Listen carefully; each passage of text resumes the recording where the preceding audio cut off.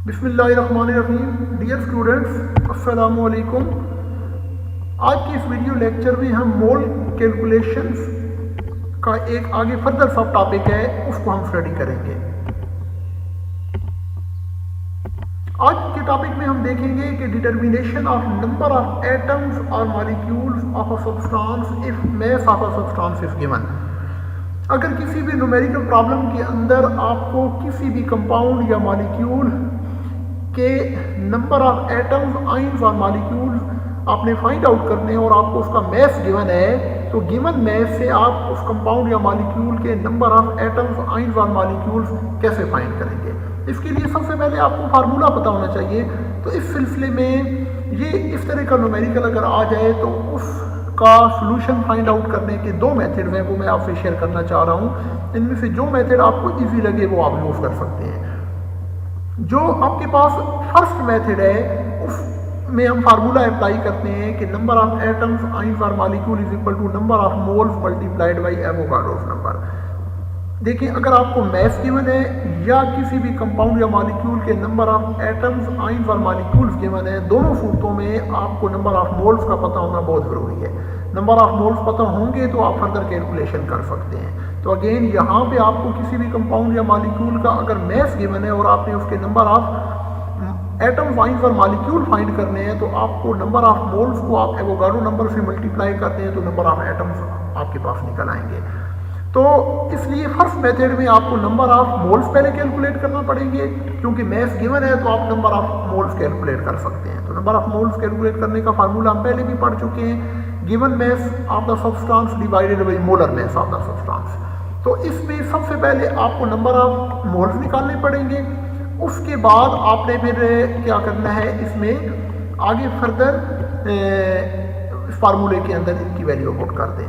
लेकिन second method जो है ना, दैट इज़ वेरी सिंपल, और मैं इस मेथड को प्रेफर करूँगा क्योंकि इस मेथड के अंदर आप एक ही फार्मूला अप्लाई करते हैं और इस फार्मूले के अंदर दोनों कैलकुलेशन आ जाती हैं, यानी नंबर ऑफ मोल्स भी आ जाते हैं और उस वैल्यू को, नंबर ऑफ मोल्स को आप एवोगाड्रो नंबर से मल्टीप्लाई भी कर सकते हैं। इसीलिए मैं आपको रिकमेंड करूंगा कि ये जो सेकंड मेथड है ये ज़्यादा इजी है और शॉर्टकट मेथड है। इसलिए अगर आपको मैथ्स गिवन हो तो आप डायरेक्ट ये फार्मूला अप्लाई करें, नंबर ऑफ एटम्स, आयंस और molecule is equal to given mass of the substance divided by molar mass multiplied by Avogadro number. तो इससे आपको डायरेक्ट नंबर ऑफ एटम्स का पता चल जाएगा।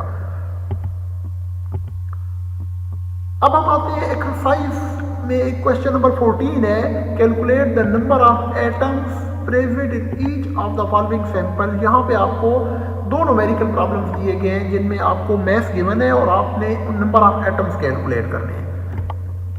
तो हम पहले फर्स्ट न्यूमेरिकल को देख लेते हैं। इसके अंदर 23 gram of sodium have been given. आपको सोडियम के 23 ग्राम गिवन है, यानी मैस ऑफ सोडियम गिवन है। तो इसका आप डाटा बनाएंगे। डाटा में सबसे पहले हम लिखेंगे given mass of sodium that is 23 gram and number of atoms of sodium हमने कैलकुलेट करने हैं।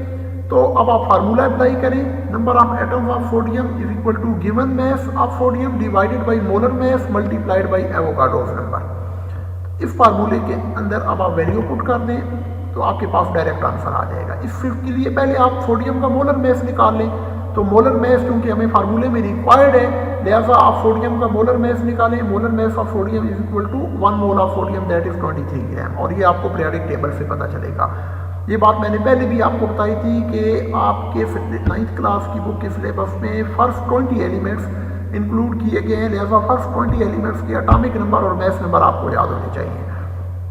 लेकिन अभी फेडरल बोर्ड ने जो अपना नया पेपर पैटर्न दिया है उसके अकॉर्डिंग एटॉमिक नंबर और मैस नंबर बच्चों को पेपर में गिवन होंगे। यानी ये जब पेपर होगा तो देखा जाएगा, लेकिन it's more appropriate, it's more convenient कि आप फर्स्ट 20 एलिमेंट्स के एटॉमिक नंबर और मैस नंबर याद कर लें। इनको याद करना कोई इतना मुश्किल नहीं है। अगर 2-3 एलिमेंट्स एटम्स के एटॉमिक नंबर भी आप डेली याद करें तो आप एक हफ्ते के अंदर ये याद कर सकते हैं। अब आप फार्मूले के अंदर वैल्यू पुट करें। 23 आपके पास गिवन मैस है और इसका मोलर मैस भी 23 है और इसको एवोगाड्रो नंबर से आप मल्टीप्लाई कर दें तो आपके पास रिक्वायर्ड आंसर निकल आएगा, दैट इज 6.022 इंटू 10⁻23 एटम्स। इसका मतलब यह है कि 23 ग्राम ऑफ सोडियम के अंदर 6.022 into 10⁻23 atoms of sodium are present. Next numerical है हमारे पास 5 ग्राम ऑफ हाइड्रोजन एटम।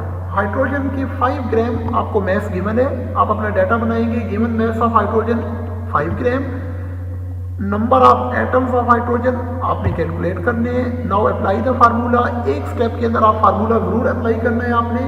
अगर आप पेपर में डायरेक्ट लिख देते हैं, कुछ बच्चे डायरेक्ट कर देते हैं, फार्मूला अप्लाई नहीं करते, तो यहाँ से आपका 1 नंबर कट जाएगा। लिहाजा जो न्यूमेरिकल डाटा गिवन होगा, जो न्यूमेरिकल आपको गिवन होगा, डाटा के अंदर आपने एक स्टेप में फार्मूला लाजमी लिखना है, ठीक है। अब आप मोलर मास ऑफ हाइड्रोजन निकालें, that is equal to 1 mole of hydrogen, और वो आपके पास 1 ग्राम है। अब इस फार्मूले के अंदर आप वैल्यूज पुट कर दें। गिवन मैस 5 है, 5 divided by 1 multiplied by 6.022 into 10⁻23, तो आपके पास रिक्वायर्ड आंसर आ जाएगा 30.1 into 10⁻23 atoms of hydrogen. Again आपने अपने आंसर को साइंटिफिक नोटेशन में लिखना है, और साइंटिफिक नोटेशन में हमारा जो पॉइंट होता है वो लेफ्ट हैंड साइड पे पहले नॉन जीरो डिजिट के साथ होता है। लिहाजा आप इसको साइंटिफिक नोटेशन में लिखेंगे तो आपके पास आंसर 3.01 इंटू 10⁻24 आएगा। ये गलती से 23 आ गया, लेकिन आपने वैल्यू के अंदर यहाँ पे 24 पुट करना है। मुझे उम्मीद है आज के इस वीडियो लेक्चर से आपको अपने मोल कैलकुलेशन के इस टॉपिक को समझने में बहुत हेल्प मिलेगी इंशाल्लाह। ताज़ा-तरीन वीडियो देखने के लिए मेरा चैनल सब्सक्राइब करें, इसको अपने फ्रेंड्स और दोस्तों तक शेयर करें। अस्सलाम वालेकुम।